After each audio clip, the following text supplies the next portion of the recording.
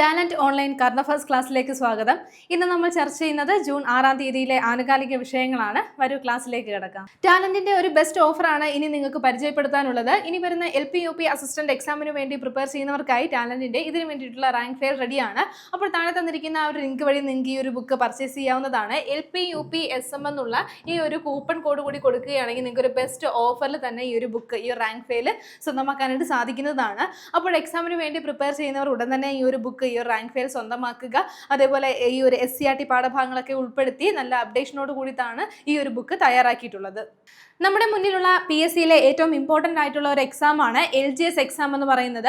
അപ്പോൾ ഇനി വരുന്ന ഈ ഒരു LGS കമ്പനി ബോർഡ് കോർപ്പറേഷൻ എക്സാമിന് വേണ്ടി പ്രിപ്പയർ ചെയ്യുന്നവർക്കായി ടാലന്റിന്റെ ഈ ഒരു LGS PYQ ബുക്ക് ഇപ്പോൾ പുറത്തിറങ്ങിയിട്ടുണ്ട്. 30 സെറ്റുകളാണ് ഈ ഒരു ബുക്കിൽ ഉൾപ്പെടുത്തിയിട്ടുള്ളത്. അതിലൂടെ നിങ്ങൾക്ക് 3000 മുൻവർഷ ചോദ്യങ്ങളും അതിന്റെ എക്സ്പ്ലനേഷൻസുമാണ് ഇൻക്ലൂഡ് ചെയ്ത് കിട്ടുന്നത്. അപ്പോൾ നല്ല രീതിയിൽ നിങ്ങൾക്ക് പരിശീലിക്കാൻ വേണ്ടിയിട്ട് നമുക്കറിയാവുന്നതാണ് നമ്മുടെ ക്വസ്റ്റ്യൻ പേപ്പർ, ഏത് ക്വസ്റ്റ്യൻ പേപ്പർ എടുത്താലും മുൻവർഷ ചോദ്യങ്ങൾ അതിൽ വളരെ ഇമ്പോർട്ടൻറ്റ് പാർട്ടാണ്. നിങ്ങൾക്ക് അത് പ്രാക്ടീസ് ചെയ്താൽ തന്നെ നിരവധി ആൻസേഴ്സ് കണ്ടെത്താനായിട്ട് സാധിക്കുന്നതാണ്. അപ്പോൾ ഇത്തരത്തിൽ മുൻവർഷ ചോദ്യങ്ങളും അതിൻ്റെ റിലേറ്റഡ് ഫാക്ട്സും എല്ലാം ഉൾപ്പെടുത്തിയിട്ട് തയ്യാറാക്കിയിരിക്കുന്ന ടാലന്റിന്റെ ഈ ഒരു LGS PYQ ബുക്ക് നിങ്ങൾക്ക് ഒരു ബെസ്റ്റ് ഓപ്ഷൻ ആയിരിക്കും. അപ്പോൾ ടാലന്റിന്റെ ഒഫീഷ്യൽ വെബ്സൈറ്റ് വഴിയോ ആമസോൺ, ഫ്ലിപ്കാർട്ട് വഴിയോ അല്ലെങ്കിൽ നിങ്ങളുടെ അടുത്തുള്ള ബുക്ക് സ്റ്റോളുകൾ വഴിയോ നിങ്ങൾക്ക് ഈ ഒരു ബുക്ക് പർച്ചേസ് ചെയ്യാവുന്നതാണ്. ഉടൻ തന്നെ ഈ ഒരു ബുക്ക് പർച്ചേസ് ചെയ്യുക. ഇനി വരുന്ന ഈ ഒരു LGS എക്സാം ഉറപ്പായിട്ടും ക്രാക്ക് ചെയ്യണം. ഇന്ന് നമ്മൾ ആദ്യം ചർച്ച ചെയ്യുന്നത് ഒരു അവാർഡാണ്. 2026 എർത്ത് പ്രൈസ് നേടിയ ഇന്ത്യൻ വിദ്യാർത്ഥികൾ ആരൊക്കെയെന്നാണ് നോക്കുന്നത്. അപ്പോൾ 3 പേർക്കാണ്, 3 ഇന്ത്യൻ വിദ്യാർത്ഥികൾക്കാണ് 2026 ഈ ഒരു എർത്ത് പ്രൈസ് അവാർഡ് ലഭിച്ചിരിക്കുന്നത്. അപ്പോൾ ഇതുപോലെ വേറെയും വിദ്യാർത്ഥികൾക്ക് അല്ലെങ്കിൽ വേറെയും ആൾക്കാർക്ക് ഈ ഒരു പുരസ്കാരം ലഭിച്ചിട്ടുണ്ട്. നമ്മൾ ഏറ്റവും ഇമ്പോർട്ടൻ്റ് ആയിട്ട് നോക്കി വെക്കേണ്ടത് എന്താണ്, ഇന്ത്യയിൽ നിന്ന് ഈ ഒരു പുരസ്കാരം നേടിയിട്ടുള്ള വിദ്യാർത്ഥികൾ ആരൊക്കെയെന്നാണ്. 2026 എർത്ത് പ്രൈസ് അവാർഡ് നേടിയിട്ടുള്ള അവർ ആരൊക്കെയെന്ന് നോക്കാം. അത് നമ്മൾ നോക്കുന്ന പേരാരാണ്, വിവാൻ ചൗചാരിയ. ആരാണ് വിവാൻ ചൗചാരിയ. അതേപോലെ അരിയാന അഗർവാൾ. മറ്റൊരു വ്യക്തിയാണ് അവയാന മേത്ത. അവയാന മേത്ത. എന്നീ 3 വിദ്യാർത്ഥികൾക്കാണ് ഈ ഒരു പുരസ്കാരം ഇന്ത്യയിൽ നിന്ന് ലഭിച്ചിട്ടുള്ളത്. അപ്പോൾ ഈ നമുക്കറിയാം എർത്ത് പ്രൈസ് എന്ന് പറയുന്നത് പരിസ്ഥിതിയുമായി ബന്ധപ്പെട്ട് നിൽക്കുന്ന ഒരു പുരസ്കാരമാണ്. അപ്പോൾ അതേപോലെ പരിസ്ഥിതിയെ സംരക്ഷിക്കുന്ന രീതിയിലുള്ള പ്രവർത്തനങ്ങൾ അല്ലെങ്കിൽ കണ്ടുപിടുത്തങ്ങൾ, അതുമായി ബന്ധപ്പെട്ടിട്ടുള്ള മേഖലയിലെ വികസനങ്ങൾ തുടങ്ങിയവയ്ക്കൊക്കെയാണ് ഈ ഒരു പുരസ്കാരം നൽകുന്നത്. അത്തരത്തിലാണ് ഇവർക്കും ഈ ഒരു പുരസ്കാരം ലഭിച്ചിട്ടുള്ളത്. ഇനി ഇവർ കൊണ്ടുവന്നിട്ടുള്ള ഒരു സംവിധാനമാണ് പ്ലാസ്റ്റിക് എന്നുള്ള ഒരു സംവിധാനം. പുളിങ്കുരുവിന്റെ പൊടി ഉപയോഗിച്ച്, പുളിങ്കുരു വെച്ച് ഉണ്ടാക്കുന്ന പൊടി ഉപയോഗിച്ച് അതിൽ നിന്നും നമ്മുടെ ഈ വെള്ളത്തിലൊക്കെ ഉള്ള ആ ഒരു പൊടി ഉപയോഗിച്ചുകൊണ്ട് തന്നെ വെള്ളത്തിലുള്ള മൈക്രോ പ്ലാസ്റ്റിക്കുകളെ വേർതിരിക്കുന്ന സംവിധാനമാണിത്. അപ്പോൾ ഇത്തരത്തിൽ ഈ ഒരു പ്ലാസ്റ്റിക് എന്ന് പറയുന്ന സംവിധാനം കൊണ്ടുവന്നിരിക്കുന്നതാണ്. അപ്പോൾ ഈ ഒരു വെള്ളത്തിലൊക്കെ അടങ്ങിയിട്ടുള്ള മൈക്രോ പ്ലാസ്റ്റിക്കുകൾ റിമൂവ് ചെയ്യുന്നതെന്ന് പറഞ്ഞാൽ അത്തരത്തിലൊരു സംവിധാനം കൊണ്ടുവരിക എന്ന് പറഞ്ഞാൽ അത്രയും നമ്മുടെ പരിസ്ഥിതിക്കും പ്രകൃതിക്കും ഒക്കെ നല്ല കാര്യമായിട്ട് ചെയ്തിട്ടുള്ളതാണ്. അപ്പോൾ ഈ ഒരു കണ്ടുപിടുത്തവും കൂടി കൊണ്ടാണ് ഇവർക്ക് ഈ ഒരു പുരസ്കാരം ലഭിക്കുന്നത്. 2026 എർത്ത് പ്രൈസ് നേടിയിട്ടുള്ള ഇന്ത്യൻ വിദ്യാർത്ഥികളാണ് നമ്മൾ നോക്കിയത്. 3 പേർക്കാണ് ലഭിച്ചിട്ടുള്ളത്. വിവാൻ ചൗചാരിയ, അതേപോലെ അരിയാന അഗർവാൾ, അവയാന മേത്ത എന്നിവർക്കാണ് ഈ ഒരു പുരസ്കാരം 2026 ലഭിച്ചത്. ഇനി നമ്മൾ നോക്കുന്നത് ഒരു പദ്ധതിയാണ്. പദ്ധതിയുടെ പേര് കതിര്. കതിര് എന്നുള്ള ഒരു പദ്ധതിയാണ്. അപ്പോൾ ഇതിനു മുമ്പ് കതിർ എന്നുള്ള ഒരു പദ്ധതി നമ്മൾ ചർച്ച ചെയ്തിട്ടുണ്ട്. അപ്പോൾ അത് തമ്മിൽ മാറിപ്പോകരുത്. ഇത് പുതിയൊരു പദ്ധതിയാണ്. കതിര് എന്നുള്ള പദ്ധതിയാണ്. എന്തിനു വേണ്ടിയിട്ടുള്ള പദ്ധതിയാണെന്ന് നോക്കാം. വിദ്യാർത്ഥികളെ കാർഷിക മേഖലയിലേക്കും പരിസ്ഥിതി സംരക്ഷണ പ്രവർത്തനങ്ങളിലേക്കും കൂടുതൽ അടുപ്പിക്കുന്നതിനായിട്ട് സംസ്ഥാന സർക്കാർ ആരംഭിച്ചിട്ടുള്ള ഒരു പദ്ധതിയാണ് കതിര് എന്നുള്ള പദ്ധതി. അപ്പോൾ നമ്മൾ പറഞ്ഞു ഇവിടെ വിദ്യാർത്ഥികളെ ഈ ഒരു കാർഷിക മേഖലയിലേക്ക് കൂടുതൽ ആകർഷിക്കാൻ വേണ്ടിയിട്ടാണ് ഈ ഒരു കതിര് എന്ന് പറയുന്ന പദ്ധതി തയ്യാറാക്കുന്നതെന്ന് പറഞ്ഞു. അപ്പോൾ ഇവിടെ വരുന്ന കൃഷി വകുപ്പും അതേപോലെ പൊതുവിദ്യാഭ്യാസ വകുപ്പും ചേർന്നിട്ടാണ് ഈ ഒരു പദ്ധതി തയ്യാറാക്കിയിട്ടുള്ളത്. പദ്ധതി നമ്മുടെ ഈ ഒരു പരിസ്ഥിതി ദിനത്തോടനുബന്ധിച്ച് ജൂൺ 5-നാണ് നമ്മുടെ മുഖ്യമന്ത്രി ഉദ്ഘാടനം ചെയ്തിട്ടുള്ളത്. അപ്പോൾ മുഖ്യമന്ത്രിയായിട്ടുള്ള VD സതീശൻ അദ്ദേഹം ജൂൺ 5-ന് ഈ ഒരു പദ്ധതി ഉദ്ഘാടനം ചെയ്തു. കതിര് എന്നുള്ള പദ്ധതി കൃഷി വകുപ്പും അതേപോലെ പൊതുവിദ്യാഭ്യാസ വകുപ്പും ചേർന്നിട്ടാണ് ഈ ഒരു പദ്ധതി തയ്യാറാക്കുന്നതെന്ന് പറഞ്ഞു. അങ്ങനെയാണെങ്കിൽ നമ്മുടെ കൃഷി വകുപ്പ് മന്ത്രി ആരാണെന്നൊന്ന് നോട്ട് ചെയ്ത് വെക്കുക. ടി സിദ്ദിഖാണ്. ആരാണ്? ടി സിദ്ദിഖാണ് നമ്മുടെ കൃഷി വകുപ്പ് മന്ത്രി വരുന്നത്. ഇനി നമ്മുടെ പൊതുവിദ്യാഭ്യാസ വകുപ്പ് മന്ത്രി ആരാണ്? അതുകൂടി ഒന്ന് നോട്ട് ചെയ്ത് വെക്കുക. N ഷംസുദ്ദീൻ ആണ്. ആരാണ്? N ഷംസുദ്ദീൻ ആണ് നമ്മുടെ പൊതുവിദ്യാഭ്യാസ മന്ത്രി എന്ന് പറയുന്നത്. നമ്മൾ പറഞ്ഞു കതിര് എന്നുള്ള പദ്ധതി വിദ്യാർത്ഥികളെ കാർഷിക മേഖലയിലേക്ക് കൂടുതൽ ആകർഷിക്കാൻ വേണ്ടിയിട്ട് പരിസ്ഥിതി സംരക്ഷണ പ്രവർത്തനങ്ങളിലേക്കൊക്കെ കൂടുതൽ അടുപ്പിക്കുന്നതിന് വേണ്ടിയിട്ട് തയ്യാറാക്കുന്ന ഒരു പദ്ധതിയാണ് കതിര് എന്നുള്ള പദ്ധതി എന്ന് പറഞ്ഞു. ഇതിന്റെ ഫുൾ ഫോം കൂടി ഒന്ന് നോട്ട് ചെയ്ത് വെക്കുക. Kerala agriculture technology heritage and and innovation four rural understanding എന്നുള്ളതാണ് ഇതിന്റെ ഫുൾ ഫോം വരുന്നത്. ഇതിനൊപ്പം തന്നെ നമുക്ക് മറ്റൊരു സമഗ്ര കൃഷി യജ്ഞവും കൂടി പഠിച്ചു വെക്കാം. അതേതാണ്? ഓണത്തിനൊരുക്കാം വിളവിന്റെ വിസ്മയം 2026 എന്നുള്ള ഒരു കൃഷി യജ്ഞമാണ്. അപ്പോൾ ഇതിൽ നിന്ന് തന്നെ നമുക്ക് മനസ്സിലാക്കാം എന്താണ് ഓണത്തിനൊരുക്കാം വിളവിന്റെ വിസ്മയം 2026 എന്നാണ് പേര് നൽകിയിരിക്കുന്നത്. ഓണത്തിന് വേണ്ടിയിട്ടുള്ളതാണ്. അതായത് ഓണത്തിന് വേണ്ടിയിട്ട് ഈ വരുന്ന 2026 ഓണത്തിന് വേണ്ടിയിട്ട് സുരക്ഷിതവും അതേപോലെ എന്താണ് ഈ രാസവള രഹിതവുമായിട്ടുള്ള പച്ചക്കറികളും പൂക്കളും ഒക്കെ കൃഷി ചെയ്യുന്നതിന് വേണ്ടിയിട്ട് ഒരുക്കുന്ന ഒരു പദ്ധതിയാണ് അല്ലെങ്കിൽ ഒരു യജ്ഞമാണ് എന്താണ് ഈ ഒരു ഓണത്തിനൊരുക്കാം വിളവിന്റെ വിസ്മയം 2026 എന്ന് പറയുന്നത്. അപ്പോൾ നമ്മൾ രണ്ട് കാര്യങ്ങളാണ് പറഞ്ഞത്. ഒന്നെന്താണ്? കതിര് എന്നുള്ളതാണ്. അത് വിദ്യാർത്ഥികളെ കാർഷിക മേഖലയിലേക്ക് കൂടുതൽ ആകർഷിക്കാൻ വേണ്ടിയിട്ടാണ്. ഇനി 2026 ഓണത്തിന് വേണ്ടിയിട്ടുള്ള കൃഷി അല്ലെങ്കിൽ പച്ചക്കറി പൂക്കളൊക്കെ കൃഷി ചെയ്യുന്നതിന് വേണ്ടിയിട്ട് സുരക്ഷിതമായി കൃഷി ചെയ്യുന്നതിന് വേണ്ടിയിട്ടാണ് ഓണത്തിനൊരുക്കാം വിളവിന്റെ വിസ്മയം 2026 ഒരുക്കുന്നത്. അപ്പോൾ ഈ രണ്ട് പോയിന്റുകളും ഒന്ന് നല്ല രീതിയിൽ പഠിക്കുക. ഇനി അടുത്ത നമ്മൾ നോക്കുന്നത് K-സ്മാർട്ട്, ഡിജി കേരളം, പാലിയേറ്റീവ് കെയർ എന്നിവയ്ക്ക് കേന്ദ്രത്തിന്റെ അംഗീകാരം കിട്ടി എന്നുള്ള കാര്യമാണ്. അപ്പോൾ നമ്മുടെ കേരള സർക്കാർ തയ്യാറാക്കിയിട്ടുള്ള പദ്ധതികളാണ് എന്താണ്? K-സ്മാർട്ട്, അതേപോലെ ഡിജി കേരളം, ഇനി പാലിയേറ്റീവ് കെയർ എന്നിവ. അപ്പോൾ അതിനെന്താണ് നമ്മുടെ കേന്ദ്ര സർക്കാരിന്റെ അംഗീകാരം ലഭിച്ചിരിക്കുകയാണ്. പഞ്ചായത്തി രാജ് സ്ഥാപനങ്ങളെ കൂടുതൽ ശക്തിപ്പെടുത്തുവാൻ വേണ്ടിയിട്ട് സംസ്ഥാനങ്ങളിലെയും അതേപോലെ കേന്ദ്രഭരണ പ്രദേശങ്ങളിലെയും മികച്ച പദ്ധതികളെ എടുത്തു കാണിക്കുന്ന 2026 ഒരു സംഗ്രഹത്തിലാണെന്താണ് ഇത്തരത്തിലൊരു മെൻഷൻ വന്നിട്ടുള്ളത്. നമ്മുടെ ഈ ഒരു പദ്ധതികളെ K-സ്മാർട്ട്, അതേപോലെ ഡിജി കേരളം, പാലിയേറ്റീവ് കെയർ എന്നിവയൊക്കെ എന്താണ് മെൻഷൻ ചെയ്തിരിക്കുന്നത്. ഇനി നമുക്കറിയാവുന്നതാണ് K-സ്മാർട്ട് എന്ന് പറയുന്നത് എന്താണ്? തദ്ദേശ സ്വയംഭരണ സ്ഥാപനങ്ങളിലൊക്കെ പേപ്പർ രഹിതമായിട്ട് എല്ലാം എന്താണ് സ്മാർട്ടായിട്ട് ആ അപേക്ഷകളും കാര്യങ്ങളും ഒക്കെ നല്ലതുപോലെ നടത്തുന്നതിന് വേണ്ടിയിട്ടുള്ള ഒരു സംവിധാനമാണ് എന്താണ് K-സ്മാർട്ട് എന്ന് പറയുന്നത്. നമ്മൾ പഠിച്ചിട്ടുള്ളതാണ്. അതേപോലെ ബാക്കി രണ്ടും ഒക്കെ നമുക്ക് അറിയാവുന്നതാണ്. ഡിജി കേരളം എന്താണ്? ഡിജി കേരളം എന്ന് പറയുന്നത് എന്താണെന്ന് നമുക്ക് അറിയാവുന്നതാണ്. കേരളത്തിൽ എന്താണ് താഴെ തട്ടിൽ വരെ എന്താണ് ഈ ഒരു ഡിജിറ്റൽ ശാക്തീകരണം കൊണ്ടുവരുന്നതിന് വേണ്ടിയിട്ട് കൊണ്ടുവന്നതാണ് എന്താണ് ഡിജി കേരളം. ഇനി പാലിയേറ്റീവ് കെയർ എന്ന് പറയുന്നത് എന്താണ്? പാർശ്വവൽക്കരിക്കപ്പെട്ടിട്ടുള്ള ആളുകളുടെ വീട്ടുപടിക്കൽ വരെ അവർക്ക് വേണ്ടിയിട്ടുള്ള സഹായങ്ങളും അതേപോലെ ആശ്വാസവും ഒക്കെ എത്തിക്കുന്നതിന് വേണ്ടിയിട്ടുള്ള ഒരു പദ്ധതിയായിരുന്നു ഈ ഒരു പാലിയേറ്റീവ് കെയറിന്റെ ഭാഗമായിട്ട് നടന്നത്. അപ്പോൾ ഈ ഒരു 3 പദ്ധതികൾക്കും എന്താണ് കേന്ദ്രത്തിന്റെ അംഗീകാരം ലഭിച്ചിരിക്കുകയാണ്. 2026 പുറത്തു വന്നിട്ടുള്ള ഈ ഒരു സംഗ്രഹത്തിലൂടെയാണ് ഈ ഒരു മെൻഷൻ അല്ലെങ്കിൽ ഈ ഒരു അംഗീകാരം ലഭിച്ചിട്ടുള്ളത്. ഇനി അടുത്ത നമ്മൾ നോക്കുന്നത് ഒരു റെക്കോർഡാണ്. വരാൻ പോകുന്ന ഒരു റെക്കോർഡാണ് നോക്കുന്നത്. തിരഞ്ഞെടുപ്പിലൂടെ അധികാരത്തിലെത്തി തുടർച്ചയായി ഏറ്റവും കൂടുതൽ കാലം പ്രധാനമന്ത്രി പദത്തിലിരിക്കുന്നതിന്റെ റെക്കോർഡ് നേടുന്നത് ആരെന്നാണ് നോക്കുന്നത്. ആരാണ്? നമ്മുടെ നരേന്ദ്രമോദി. എന്താണ്? നമ്മുടെ പ്രധാനമന്ത്രി നരേന്ദ്രമോദിക്കാണ് ഈ ഒരു റെക്കോർഡ് ലഭിക്കുന്നത്. ഇനി വരുന്ന ജൂൺ 10 2026 ജൂൺ 10 അദ്ദേഹത്തിന്റെ ഈ ഒരു റെക്കോർഡ് കംപ്ലീറ്റ് ആവുന്നത്. അപ്പോൾ എന്താണ് ആ ഒരു പോയിന്റ് എന്നുള്ള കാര്യം നല്ലതുപോലെ മനസ്സിലാക്കുക. തിരഞ്ഞെടുപ്പിലൂടെ അധികാരത്തിലെത്തി തുടർച്ചയായി ഏറ്റവും കൂടുതൽ കാലം പ്രധാനമന്ത്രി പദത്തിലിരിക്കുന്നതിന്റെ ആ ഒരു റെക്കോർഡാണ് നേടുന്നത്. ജൂൺ 10 2026 ജൂൺ 10 ഈ ഒരു റെക്കോർഡ് കംപ്ലീറ്റ് ആവുന്നത് അല്ലെങ്കിൽ ഇത് എന്താണ് പൂർണ്ണമാവുന്നത് എന്നുള്ള കാര്യം ഒന്ന് നോട്ട് ചെയ്യുക. ഈ വരുന്ന ജൂൺ 10 അദ്ദേഹം 4399 ദിവസങ്ങൾ പൂർത്തിയാക്കും. ഇത്തരത്തിൽ എന്താണ് 4399 ദിവസങ്ങളാണ് ജൂൺ 10 പൂർത്തിയാക്കുന്നത്. ഇതോടുകൂടി ജവഹർലാൽ നെഹ്റുവിന്റെ റെക്കോർഡാണ് ഇത്തരത്തിലുള്ള ജവഹർലാൽ നെഹ്റുവിന്റെ റെക്കോർഡാണ് മറികടക്കുന്നത് എന്നുള്ള കാര്യം ഒന്ന് നോട്ട് ചെയ്യുക. എന്താണ്? തിരഞ്ഞെടുപ്പിലൂടെ അധികാരത്തിലെത്തി തുടർച്ചയായി ഏറ്റവും കൂടുതൽ കാലം പ്രധാനമന്ത്രി പദത്തിലിരുന്ന എന്നുള്ള റെക്കോർഡ് എന്താണ് ജവഹർലാൽ നെഹ്റുവിന്റെ റെക്കോർഡാണ് മറികടക്കുന്നത്. അപ്പോൾ എന്താണ് അദ്ദേഹം ഈ ഒരു ജൂൺ 10 എന്താണ് 4399 ദിവസങ്ങൾ പൂർത്തിയാക്കുന്നതാണ്. ഇനി നമ്മുടെ ജവഹർലാൽ നെഹ്റു എന്നാണ് പ്രധാനമന്ത്രിയായത്? 1947 നമുക്കറിയാവുന്നതാണ്. 1947 ഓഗസ്റ്റ് 15 അദ്ദേഹം എന്താണ് ഇന്ത്യയുടെ ആദ്യത്തെ പ്രധാനമന്ത്രിയായി സ്ഥാനമേറ്റിരുന്നു.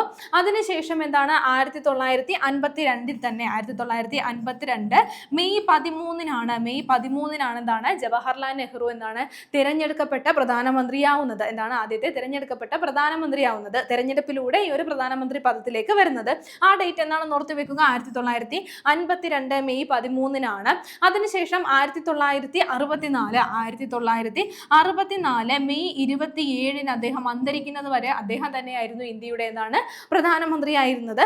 അപ്പോൾ ഇത്രയും ദിവസം കൊണ്ട് അതായത് അദ്ദേഹം എന്താണ് 4398 ദിവസമാണ് എന്താണ് ആകെ പ്രധാനമന്ത്രിയായിട്ട് ഉണ്ടായിരുന്നത്. പ്രധാനമന്ത്രി പദത്തിൽ ഇരുന്നിട്ടുണ്ടായിരുന്ന ദിവസങ്ങൾ തിരഞ്ഞെടുപ്പിലൂടെ ഈ ഒരു പ്രധാനമന്ത്രിയായിട്ട് വന്നിട്ടുണ്ടായിരുന്നത്.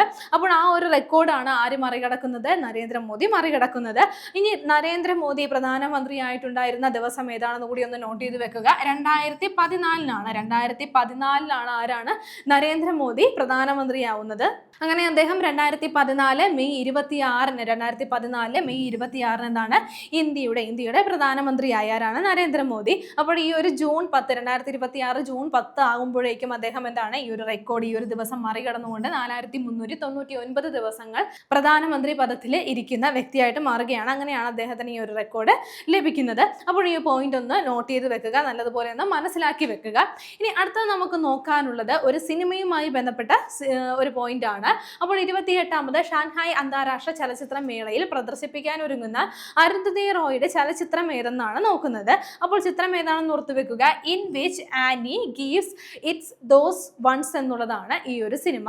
അപ്പോൾ അരുന്ധതി റോയ് ആണ് എന്താണ് തിരക്കഥ എഴുതിയിരിക്കുന്നത്. ചിത്രം ഏതാണെന്ന് പറഞ്ഞു, in which any gives its those ones എന്നുള്ള ഈ ഒരു സിനിമയാണ്. സിനിമ എന്നാണ് പുറത്തിറങ്ങിയത്? 1989 1989 പുറത്തിറങ്ങിയ ചിത്രമാണ്.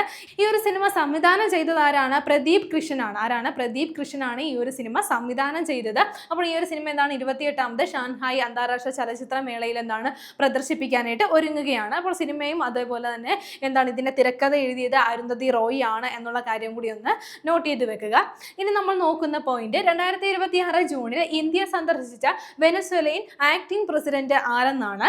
ഒന്ന് നോട്ട് ചെയ്ത് വെക്കുക. ഡെൽസി റോഡ്രിഗസ് ആണ്. ആരാണ്? ഡെൽസി റോഡ്രിഗസ് ആണെന്നാണ് 2026 ജൂണിൽ ഇന്ത്യ സന്ദർശിച്ച വെനസ്വേലയുടെ ആക്ടിംഗ് പ്രസിഡന്റ് ആണ് എന്നുള്ള കാര്യം ഒന്ന് പ്രത്യേകം നോട്ട് ചെയ്യുക. ഇനി നമുക്ക് നോക്കാനുള്ള പോയിന്റ് 2026 ജൂണിൽ നടന്ന പണനയ കമ്മിറ്റി റിപ്പോർട്ട് പ്രകാരമുള്ള റിപ്പോ റേറ്റ് എത്രയെന്നാണ്. അപ്പോൾ എന്താണ് 2026 ജൂൺ വന്നിരിക്കുകയാണ്. നമുക്കറിയാവുന്നതാണ് നമ്മുടെ വർഷത്തിന്റെ ഒരു പകുതി ആയിരിക്കുകയാണ്. അപ്പോൾ എന്താണ് RBIയുടെ പണനയ കമ്മിറ്റി, RBIയുടെ എന്താണ് മോണിറ്ററി പോളിസി കമ്മിറ്റി മീറ്റിംഗ് ഒക്കെ കൂടുന്നതാണ്. പല പ്രധാനപ്പെട്ട തീരുമാനങ്ങളൊക്കെ എടുക്കുന്നതാണ്. ഇത്തരത്തിൽ അവർ വന്നിട്ടുള്ളതിന് പ്രകാരം എന്താണ് റിപ്പോ റേറ്റ് ആണ് നമ്മൾ നോക്കുന്നത്. അപ്പോൾ റിപ്പോ റേറ്റിന് മാറ്റമൊന്നും വന്നിട്ടില്ല. എന്താണ് 5.25% തന്നെയാണ് റിപ്പോ റേറ്റ്. മാറ്റമൊന്നും വന്നിട്ടില്ല. അപ്പോൾ 2026 ജൂണിൽ നടന്നതാണ്. അപ്പോൾ ഇപ്പോഴും എന്താണ് റിപ്പോ റേറ്റ് 5.25% നോട്ട് ചെയ്ത് വെക്കുക. PSC പരീക്ഷകളിൽ ഈ അടുത്തായിട്ട് നല്ലതുപോലെ ചോദിച്ചു വരുന്ന ഒരു ചോദ്യമാണ് റിപ്പോ റേറ്റ് എത്രയാണെന്നുള്ളത്. അപ്പോൾ റിപ്പോ റേറ്റ് എത്രയാണ്? 5.25%. 2026 കൂടിയിട്ടുള്ള ഈ ഒരു ജൂണിൽ കൂടിയിട്ടുണ്ടായിരുന്ന പണനയം കമ്മിറ്റിയിൽ അതിന് വ്യത്യാസമൊന്നും വന്നിട്ടില്ല. ഇനി RBIയുടെ ഭാഗമായിട്ടാണ് എന്നുള്ള കാര്യം ഒന്ന് നോട്ട് ചെയ്യുക. ഇനി RBI എന്നാണ് വന്നതെന്നറിയാം. 1935 RBI സ്ഥാപിതമായത്. നിലവിൽ എന്താണ് സഞ്ജയ് മൽഹോത്രയാണ് എന്താണ് ഈ ഒരു ഗവർണറായിട്ട് വരുന്നത്. ഇനി ആസ്ഥാനം എവിടെയാണെന്ന് അറിയാം, മുംബൈ ആണ് RBIയുടെ ആസ്ഥാനം. അപ്പോൾ നമ്മുടെ റിപ്പോ റേറ്റ് എത്രയാണ്? 5.25%. അടുത്ത നമ്മൾ നോക്കുന്ന പോയിന്റ് മൊത്ത വില സൂചികയ്ക്ക് പകരം സർക്കാർ കൊണ്ടുവരുന്ന പുതിയ സംവിധാനം ഏതെന്നാണ്. എന്താണ് മൊത്ത വില സൂചിക? അതെന്താണ്? ഹോൾസെയിൽ പ്രൈസ് ഇൻഡെക്സ് ആണ്. അപ്പോൾ ഇതിന് പകരമായിട്ട് കൊണ്ടുവരാൻ പോകുന്ന പുതിയ സംവിധാനം ഏതെന്നാണ് നോക്കുന്നത്. എന്താണ്? ഉൽപാദക വില സൂചികയാണ്. എന്താണ്? ഉൽപാദക വില സൂചിക എന്നുള്ള ഒരു പുതിയ സൂചിക കൊണ്ടുവരികയാണ്. എന്താണ്? ഉൽപാദക വില സൂചികയാണ്. അതെന്താണ്? പ്രൊഡ്യൂസർ പ്രൈസ് ഇൻഡെക്സ് ആണ് പുതിയതായിട്ട് കൊണ്ടുവരാൻ പോകുന്നത്. ഏത് ഇൻഡെക്സിന് പകരമായിട്ടാണ് കൊണ്ടുവരുന്നതെന്ന് പ്രത്യേകം ഒന്ന് നോട്ട് ചെയ്ത് വെക്കുക. മൊത്ത വില സൂചികയ്ക്ക് പകരമായിട്ടാണ് എന്താണ് ഈ ഒരു ഉൽപാദക വില സൂചിക കൊണ്ടുവരുന്നത്. ഇനി മൊത്ത വില സൂചിക കണക്കാക്കാനായിട്ടുള്ള ബേസ് ഇയർ 2011 12 എന്നുള്ളതായിരുന്നു. അതെന്താണ് 2022 23 എന്നുള്ളത് ആക്കി മാറ്റിയിട്ടുണ്ട്. അതിനുള്ള സർക്കാർ തീരുമാനം വന്നിട്ടുണ്ട്, അത് അംഗീകരിച്ചിട്ടുണ്ട്.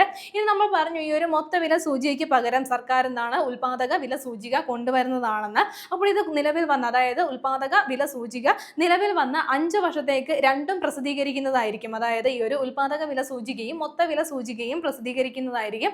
അതിനുശേഷം 5 വർഷങ്ങൾക്ക് ശേഷം എന്താണ് ഈ ഒരു മൊത്ത വില സൂചിക നിർത്തലാക്കുന്നതായിരിക്കും. ഇനി ഈ ഒരു മൊത്ത വില സൂചികയ്ക്ക് ഉള്ളിൽ വരുന്ന ഐറ്റംസ് എത്ര ഇനങ്ങളാണ് എന്നുള്ള കാര്യം കൂടി ഒന്ന് നോട്ട് ചെയ്ത് വെക്കുക.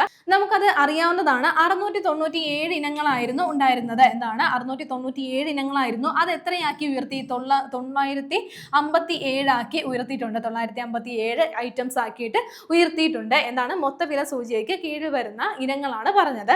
അപ്പോൾ ഓർത്ത് വെക്കുക, ഈ ഒരു മൊത്ത വില സൂചികയ്ക്ക് പകരമായിട്ട് സർക്കാർ കൊണ്ടുവരുന്ന പുതിയ ഇൻഡെക്സ് ഏതാണ്, പുതിയ സംവിധാനം ഏതാണെന്ന് ഓർത്ത് വെക്കുക. ഉൽപാദക വില സൂചികയാണ്, പ്രൊഡ്യൂസർ പ്രൈസ് ഇൻഡെക്സ് ആണ്. ഇനി നമ്മൾ നോക്കുന്ന പോയിന്റ് ഇതാണ്. അടുത്തിടെ ആണവ ആയുധങ്ങൾക്കുള്ള ഇന്ധനങ്ങൾ ഉൽപ്പാദിപ്പിക്കുന്നതിനുള്ള പുതിയ പ്ലാന്റ് അനാച്ഛാദനം ചെയ്യപ്പെട്ട രാജ്യം ഏതെന്നാണ്. ഉത്തര കൊറിയയാണ്. ഉത്തര കൊറിയയിലാണ് ഇത്തരത്തിലൊരു പ്ലാന്റ് വന്നിരിക്കുന്നത്. എന്തിനു വേണ്ടിയിട്ടാണ്? ആണവ ആയുധങ്ങൾക്കുള്ള ഇന്ധനങ്ങൾ ഉൽപ്പാദിപ്പിക്കുന്നതിനുള്ള ഒരു പുതിയ പ്ലാന്റ് ആണ് വന്നിരിക്കുന്നത്. അപ്പോൾ ഉത്തര കൊറിയയുടെ ഭരണാധികാരിയായിട്ടുള്ള കിം ജോങ് ഉൻ ആണ്. അപ്പോൾ അദ്ദേഹം ഇത്തരത്തിൽ ഈ ഒരു യുറേനിയം പ്ലാന്റ് സന്ദർശിക്കുന്ന ചിത്രങ്ങളൊക്കെ മാധ്യമങ്ങളിൽ വന്നിട്ടുണ്ടായിരുന്നു. അപ്പോൾ ഇതിൽ നിന്നുമാണ് വന്നിരിക്കുന്നതാണ് ഈ ഒരു ആണവ ആയുധങ്ങൾക്കുള്ള ഇന്ധനങ്ങൾ ഉൽപ്പാദിപ്പിക്കുന്നതിനുള്ള പുതിയൊരു പ്ലാന്റ് ആണ് അനാച്ഛാദനം ചെയ്യപ്പെട്ടിട്ടുള്ളത്. എവിടെയാണെന്ന് ഓർത്തു വെക്കുക? ഉത്തര കൊറിയയിലാണ്. ഇനി അടുത്തത് നമ്മൾ നോക്കുന്നത് പുതിയ ഒരു ഇനം തവളയെയാണ് നമ്മൾ പരിചയപ്പെടുന്നത്. അപ്പോൾ ഈ ഒരു തവളയെ എവിടെയാണ് കണ്ടെത്തിയത്, ആരാണ് കണ്ടെത്തിയതെന്ന് നമുക്ക് നോക്കാം. അപ്പോൾ അടുത്തിടെ സുവോളജിക്കൽ സർവേ ഓഫ് ഇന്ത്യയിലെ ഗവേഷകർ നാഗാലാൻഡിൽ നിന്നും കണ്ടെത്തിയ പുതിയ ഇനം തവളയാണ്. ഏതാണെന്ന് ഓർത്ത് വെക്കുക? അമോലോപ്സ് കമൽ എന്നുള്ളതാണ്. എന്താണ്?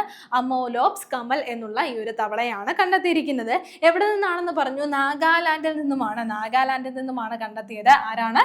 സുവോളജിക്കൽ സർവേ ഓഫ് ഇന്ത്യയിലെ ഗവേഷകരാണ് ഈ ഒരു തവളയെ കണ്ടെത്തിയിരിക്കുന്നത്. ഗുവാഹത്തിയിലെ ബി ബറൂഹ് കോളേജിലെ സുവോളജി വിഭാഗം മുൻ മേധാവിയായിരുന്ന കമൽ ചൗധരിയോടുള്ള ആദരസൂചകമായിട്ടാണ് ഈ ഒരു തവളയ്ക്ക് ഇങ്ങനെ പേര് നൽകിയിരിക്കുന്നത്. എന്താണ്? അമോലോപ്സ് കമാൽ എന്നുള്ള പേര് നൽകിയിരിക്കുന്നത്. അപ്പോൾ ഈ ഒരു പുതിയ ഇനം തവളയെ എവിടെ നിന്നാണ് കണ്ടെത്തിയതെന്ന് നോട്ട് ചെയ്ത് വെക്കുക. നാഗാലാൻഡിൽ നിന്നുമാണ് കണ്ടെത്തിയിരിക്കുന്നത്. നാഗാലാൻഡിൽ നിന്ന് ആരാണ് കണ്ടെത്തിയത്? സുവോളജിക്കൽ സർവേ ഓഫ് ഇന്ത്യയിലെ ഗവേഷകരാണ് അടുത്തിടെ ഈ ഒരു തവളയെ കണ്ടെത്തിയത്. ഇനി നമ്മൾ നോക്കുന്നത് ഒരു മിസൈലുമായി ബന്ധപ്പെട്ടിട്ടുള്ള പോയിന്റ് ആണ്. അടുത്തിടെ ഇന്ത്യ തദ്ദേശീയമായി നിർമ്മിച്ച് വിജയകരമായി പരീക്ഷിച്ച എയർ ടു സർഫേസ് മിസൈൽ ഏതെന്നാണ് നോക്കുന്നത്. രുദ്രം 2 ആണ്. എന്താണ്? രുദ്രം 2 എന്നുള്ള മിസൈലാണ്. അപ്പോൾ ഇതൊരു എയർ ടു സർഫേസ് മിസൈലാണ്. എന്താണ് എന്നുള്ള കാര്യം ഒന്ന് നോട്ട് ചെയ്ത് വെക്കുക. ഇനി ഇന്ത്യ തദ്ദേശീയമായി നിർമ്മിച്ചിട്ടുള്ള ഒരു മിസൈൽ കൂടിയാണിത്. ഈ ഒരു മിസൈൽ എന്താണ്? വിജയകരമായിട്ട് പരീക്ഷിച്ചിരിക്കുകയാണ്. DRDOയും അതേപോലെ തന്നെ ഇന്ത്യൻ സേനയും ചേർന്നിട്ടാണ് ഈ ഒരു മിസൈലിന്റെ രുദ്രം 2 മിസൈലിന്റെ പരീക്ഷണം, എയർ ടു സർഫേസ് പരീക്ഷണം എന്താണ് വിജയകരമായിട്ട്, പറക്കൽ പരീക്ഷണം ഒക്കെ വിജയകരമായിട്ട് പൂർത്തിയാക്കിയിരിക്കുന്നത്. ഇനി നമ്മൾ നോക്കുന്ന പോയിന്റ് ഇതാണ്. ഭിന്നശേഷിക്കാരനായ ആദ്യ ബഹിരാകാശ യാത്രികൻ ആവുന്നത് ആരെന്നാണ് നോക്കുന്നത്. എന്താണ്? ജോൺ മക്ഫോൾ ആണ്. ആരാണ്? ജോൺ മക്ഫോൾ ആണ് ഈ ഒരു നേട്ടം കൈവരിക്കുന്നത്. എന്താണ് പ്രത്യേകത? ഭിന്നശേഷിക്കാരനായ ആദ്യ ബഹിരാകാശ യാത്രികനാണ് ആകുന്നത്. അപ്പോൾ അദ്ദേഹം അമേരിക്കൻ ബഹിരാകാശ കമ്പനിയായിട്ടുള്ള വാസ്റ്റ് എന്ന് ഓർത്തു വെക്കുക. എന്താണ്? വാസ്റ്റ് വികസിപ്പിക്കുന്ന ഹേവൻ ഓർത്തു വെക്കുക. ഹേവൻ 1 ഓർത്ത് വെക്കുക. മറ്റൊരു പോയിന്റ് ആണ് ഹേവൻ 1 എന്നുള്ള ഈ വാണിജ്യ ബഹിരാകാശ നിലയത്തിലേക്കാണ് യാത്ര തിരിക്കുന്നത്. ഇനി അദ്ദേഹം ഒരു ബ്രിട്ടീഷ് പാരാലിമ്പ്യൻ ആണ് എന്നുള്ള കാര്യം കൂടി ഒന്ന് നോട്ട് ചെയ്യുക. എന്താണ്? അദ്ദേഹം ഒരു പാരാലിമ്പിക് താരവും കൂടിയാണ്. ബ്രിട്ടീഷ് പാരാലിമ്പിക് താരവും കൂടിയാണ്. 2008 ബീജിംഗ് ഒളിമ്പിക്സിൽ പാരാലിമ്പിക്സിൽ അദ്ദേഹം വെങ്കല മെഡൽ നേടിയിട്ടുണ്ടായിരുന്നു. 2008 ബീജിംഗ് പാരാലിമ്പിക്സിൽ അദ്ദേഹം വെങ്കല മെഡൽ നേടിയിട്ടുണ്ടായിരുന്നു. ആരാണെന്ന് ഓർത്ത് വെക്കുക? ജോൺ മക്ഫോളിനെ കുറിച്ചാണ് നമ്മൾ പറഞ്ഞു. അദ്ദേഹമാണ് ഭിന്നശേഷിക്കാരൻ ആയിട്ടുള്ള ആദ്യ ബഹിരാകാശ യാത്രികൻ ആവുന്നത്. ഓക്കെ, ഇനി മറ്റൊരു പോയിന്റ് നമ്മൾ നോക്കുന്നത് ഒരു വിയോഗമാണ്. 2026 ജൂണിൽ അന്തരിച്ച ഫ്രഞ്ച് ഇറാനിയൻ നോവലിസ്റ്റും ചലച്ചിത്ര സംവിധായകയുമായ വ്യക്തി ആരെന്നാണ് നോക്കുന്നത്. ഓർത്തു വെക്കുക, മർജാനെ സത്രബിയാണ്. ആരാണ്? മർജാനെ സത്രബിയാണ്. അപ്പോൾ എന്താണെന്ന് ഓർത്തു വെക്കുക. പ്രത്യേകത എന്താണ്? ഫ്രഞ്ച് ഇറാനിയൻ നോവലിസ്റ്റ് ആണ്, അതേപോലെ ചലച്ചിത്ര സംവിധായകയുമാണ്. ഇനി മാർജാന്റെ പെർസപോളിസ് എന്നുള്ള ഗ്രാഫിക് നോവലും അതേ പേരിൽ തന്നെ 2007 പുറത്തിറങ്ങിയ ചലച്ചിത്രവും എന്നാണ് വളരെ പ്രശസ്തമാണ്. ഓർത്ത് വെക്കുക. എന്താണ്? പെർസപോളിസ് എന്നുള്ള ഗ്രാഫിക് നോവലും ഉണ്ട്. അതേപോലെ 2007 അതിൻ്റെ തന്നെ അത് ചലച്ചിത്രമായിട്ട് തന്നെ പുറത്തിറങ്ങിയിട്ടുണ്ടായിരുന്നു. ഇനി മറ്റൊരു പ്രത്യേകതയാണ് മേരി ക്യൂറിയുടെ ജീവിതകഥ ആസ്പദമാക്കിയിട്ട് പുറത്തിറങ്ങിയിട്ടുണ്ടായിരുന്ന റേഡിയോ ആക്റ്റീവ്. 2019 പുറത്തിറങ്ങിയ ഒരു ചിത്രമാണ് റേഡിയോ ആക്റ്റീവ്. അപ്പോൾ ഈ ഒരു 2 ചിത്രങ്ങളും വളരെ ഇമ്പോർട്ടൻ്റ് ആണ്. അതൊക്കെ ആരുടെ സിനിമകളാണെന്ന് കൂടി ഓർത്ത് വെക്കുക. എന്നാണ്? മാർജാനെ സത്രബിയുടെ ചിത്രങ്ങളാണ്.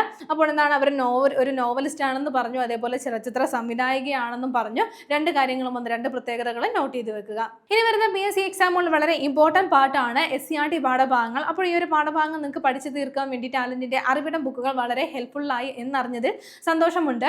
ഇനി അതേപോലെ തന്നെ ഈ ഒരു അറിവിടം പാഠഭാഗങ്ങൾ നിങ്ങൾക്ക് നല്ല രീതിയിൽ പരിശീലിക്കാൻ വേണ്ടിയിട്ട് ടാലന്റിന്റെ അറിവിടം പരിശീലന ചോദ്യങ്ങളുടെ ബുക്ക് പുറത്തിറങ്ങിയിട്ടുണ്ട്. 4300-ലധികം ചോദ്യങ്ങൾ ചോദ്യങ്ങളാണ് ഇതിൽ ഉൾപ്പെടുത്തിയിട്ടുള്ളത്. അതിൽ സയൻസിൽ നിന്ന് 1800 ചോദ്യങ്ങളും അതേപോലെ സോഷ്യൽ സയൻസിൽ നിന്ന് 2300 ചോദ്യങ്ങളുമാണ് ഉൾപ്പെടുത്തിയിട്ടുള്ളത്. മാത്രമല്ല മുൻവർഷ ചോദ്യങ്ങളും ഇതിനു മുമ്പ് PSC SCERT പാഠഭാഗങ്ങളിൽ നിന്ന് ചോദിച്ചിട്ടുള്ള ചോദ്യങ്ങളും ഈ ഒരു ബുക്കിൽ ഉൾപ്പെടുത്തിയിട്ടുണ്ട്. നിങ്ങൾ SCERT പാഠഭാഗങ്ങൾ എങ്ങനെ പഠിക്കുന്നവരായിക്കോട്ടെ, അറിവിടം ബുക്ക് വെച്ചോ അല്ലെങ്കിൽ ടെസ്റ്റ് നോക്കിയോ അല്ലെങ്കിൽ ഏത് വിധത്തിൽ പഠിക്കുന്നവരായിക്കോട്ടെ, നിങ്ങൾക്ക് ആ പാഠഭാഗങ്ങളിൽ നിന്ന് എങ്ങനെയാണ് ചോദ്യങ്ങൾ വരുന്നതെന്ന് മനസ്സിലാക്കാൻ വേണ്ടിയിട്ട് കാര്യമാവുന്ന അല്ലെങ്കിൽ ഉപകാരപ്രദമാവുന്ന ഒരു ബെസ്റ്റ് ഓപ്ഷനാണ് ടാലന്റിന്റെ ഈ ഒരു പരിശീലന ചോദ്യങ്ങളുടെ ബുക്ക്. അപ്പോൾ ടാലന്റിന്റെ ഒഫീഷ്യൽ വെബ്സൈറ്റ് വഴിയോ ആമസോൺ, ഫ്ലിപ്കാർട്ട് വഴിയോ അല്ലെങ്കിൽ നിങ്ങളുടെ അടുത്തുള്ള ബുക്ക് സ്റ്റോർ വഴിയോ നിങ്ങൾക്ക് ഈ ഒരു ബുക്ക് പർച്ചേസ് ചെയ്യാനായിട്ട് സാധിക്കുന്നതാണ്. ഉടൻ തന്നെ ഈ ഒരു ബുക്ക് പർച്ചേസ് ചെയ്യുക. ഇനി നമ്മൾ ചർച്ച ചെയ്ത പോയിന്റുകൾ ഒന്നുകൂടി നോക്കാം. ആദ്യം നമ്മൾ നോക്കിയത് ഒരു അവാർഡായിരുന്നു. 2026 എർത്ത് പ്രൈസ് നേടിയ ഇന്ത്യൻ വിദ്യാർത്ഥികൾ ആരൊക്കെയെന്ന് നോക്കി. വിവാൻ ചാവ്ചാരിയ, അരിയാന അഗർവാൾ, അതേപോലെ അവയാന മേത്ത എന്നിവരാണ് 2026 എർത്ത് പ്രൈസ് നേടിയിട്ടുള്ള ഇന്ത്യൻ വിദ്യാർത്ഥികൾ എന്നുള്ള കാര്യം നോട്ട് ചെയ്യുക. അത് കഴിഞ്ഞിട്ട് നമ്മൾ നോക്കിയത് കതിര് എന്നുള്ള ഒരു പദ്ധതിയായിരുന്നു. എന്തിനു വേണ്ടിയിട്ടുള്ള പദ്ധതിയാണ്? വിദ്യാർത്ഥികളെ കാർഷിക മേഖലയിലേക്കും പരിസ്ഥിതി സംരക്ഷണ പ്രവർത്തനങ്ങളിലേക്കും കൂടുതൽ അടുപ്പിക്കുന്നതിന് വേണ്ടിയിട്ട് സർക്കാർ തയ്യാറാക്കിയിട്ടുള്ള ഒരു പദ്ധതിയാണ് കതിര്. അതിനുശേഷം നമ്മൾ നോക്കിയത് K-സ്മാർട്ട്, ഡിജി കേരളം, പാലിയേറ്റീവ് കെയർ എന്നിവയ്ക്ക് എന്താണ് കേന്ദ്രത്തിന്റെ അംഗീകാരം ലഭിച്ചു എന്നുള്ള കാര്യമായിരുന്നു. പിന്നീട് നമ്മൾ നോക്കിയത് ഒരു റെക്കോർഡായിരുന്നു. തെരഞ്ഞെടുപ്പിലൂടെ അധികാരത്തിലെത്തി തുടർച്ചയായി ഏറ്റവും കൂടുതൽ കാലം പ്രധാനമന്ത്രി പദത്തിലിരിക്കുന്നതിന്റെ റെക്കോർഡ് നേടുന്നത് ആരെന്നാണ്? നരേന്ദ്രമോദിയാണ്. ജൂൺ 10 അദ്ദേഹം ഈ ഒരു റെക്കോർഡ് കംപ്ലീറ്റ് ആക്കുന്നത്.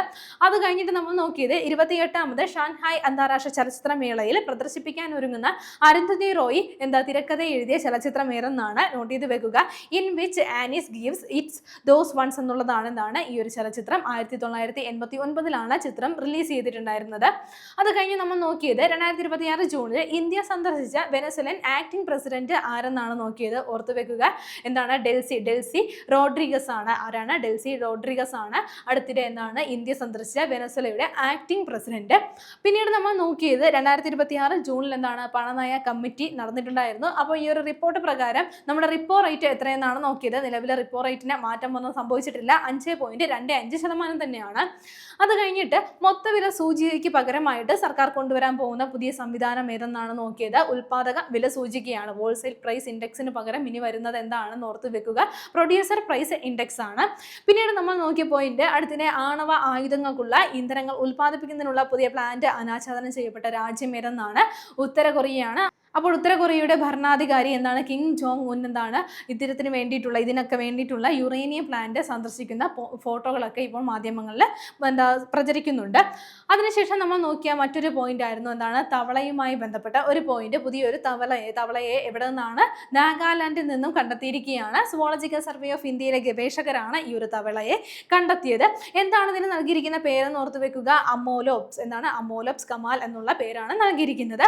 അത് കഴിഞ്ഞിട്ട് നമ്മൾ നോക്കിയത് ഒരു മിസൈലുമായി ബന്ധപ്പെട്ട പോയിന്റ് ആണ്. അടുത്തിടെ ഇന്ത്യ തദ്ദേശീയമായി നിർമ്മിച്ച് വിജയകരമായി പരീക്ഷിച്ച എയർ ടു സർഫേസ് മിസൈൽ ഏതാണെന്ന് ഓർത്ത് വെക്കുക. രുദ്രം 2 ആണ്. അപ്പോൾ ഇന്ത്യ തദ്ദേശീയമായിട്ടാണ് ഈ ഒരു മിസൈൽ ഡെവലപ്പ് ചെയ്തിരിക്കുന്നത് എന്നുള്ള കാര്യം ഒന്ന് നോട്ട് ചെയ്യുക.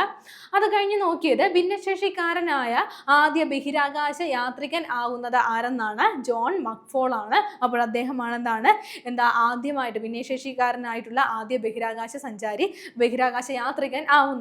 ഇനി അദ്ദേഹം ഒരു ബ്രിട്ടീഷ് പാരാലിമ്പിക് താരവും കൂടിയാണെന്നുള്ള കാര്യം ഒന്ന് നോട്ട് ചെയ്യുക. 2008 ബീജിംഗ് പാരാലിമ്പിക്സിൽ അദ്ദേഹം വെങ്കല മെഡൽ നേടിയിട്ടുണ്ടായിരുന്നു. പിന്നീട് ഒരു വിയോഗമാണ് നമ്മൾ ചർച്ച ചെയ്തത്. 2026 ജൂണിൽ അന്തരിച്ച ഫ്രഞ്ച് ഇറാനിയൻ നോവലിസ്റ്റ് ചലച്ചിത്ര സംവിധായികയുമായ വ്യക്തി ആരെന്നാണ് നോക്കിയത്. ഓർത്തു വെക്കുക. മാർജാനെ സത്രബി എന്നുള്ളതാണ്. അപ്പോൾ എന്താണ് പ്രത്യേകത? ഫ്രഞ്ച് ഇറാനിയൻ നോവലിസ്റ്റ് ആണ്, അതേപോലെ ചലച്ചിത്ര സംവിധായികയുമാണ്. ഇനി കഴിഞ്ഞ ക്ലാസ്സുമായി ബന്ധപ്പെട്ട 2 ചോദ്യങ്ങൾ നൽകുകയാണ്. അപ്പോൾ ആദ്യത്തെ ചോദ്യം ഇതാണ്. 2026 ലോക പരിസ്ഥിതി ദിനത്തിന്റെ ആതിഥേയ രാജ്യം ഏതെന്നാണ് ചോദ്യം. ഓപ്ഷൻ എ ദക്ഷിണ Korea, option B Saudi Arabia, option C Sweden, option D Azerbaijan. അടുത്ത ചോദ്യം നോക്കാം. അടുത്ത ചോദ്യം ഇതാണ്. ആരവല്ലി മലനിരകളുടെ കൃത്യമായ ഏകീകൃത നിർവചനം നൽകുന്നതിനായി സുപ്രീം കോടതി രൂപം നൽകിയ 5-അംഗ ഉന്നതാധികാര സമിതിയുടെ ചെയർപേഴ്സൺ ആരെന്നായിരുന്നു? Option A Vandana Shiva, option B Geeta Mittal, option C Kanchan Devi, option D Nagarathna. ശരിയുത്തരങ്ങൾ താഴെ കമന്റ് ചെയ്യുക. ഇനി കഴിഞ്ഞ ക്ലാസ്സിൽ നൽകിയിരുന്ന ചോദ്യങ്ങളുടെ ഉത്തരങ്ങൾ നോക്കാം. ആദ്യത്തെ ചോദ്യം ഇതായിരുന്നു. അടുത്തിടെ one stop multi purpose unified card പുറത്തിറക്കാൻ തീരുമാനിച്ച സംസ്ഥാനം ഏതെന്നായിരുന്നു ചോദ്യം. ശരിയുത്തരം ഏതാണ്? ഓപ്ഷൻ എ ആണ്, തെലങ്കാനയാണ്. അടുത്ത ചോദ്യം ഇതായിരുന്നു, 2025-26 വർഷത്തെ സമുദ്രോൽപ്പന്ന കയറ്റുമതി കണക്കുകൾ പ്രകാരം ഇന്ത്യൻ സമുദ്രോൽപ്പന്നങ്ങളുടെ പ്രധാന ഇറക്കുമതിക്കാർ ആരെന്നായിരുന്നു ചോദ്യം. ചരിത്രം ഏതാണ്? ഓപ്ഷൻ ബി ആണ്, അമേരിക്കയാണ്. ഇന്ന് നമ്മൾ ചർച്ച ചെയ്ത പോയിന്റുകൾ നിങ്ങൾക്ക് എല്ലാവർക്കും മനസ്സിലായി കാണുമെന്ന് വിശ്വസിക്കുന്നു. നന്നായി പഠിക്കുക, നന്നായി മുന്നേറുക. മറ്റൊരു ക്ലാസ്സുമായി വീണ്ടും കാണാം.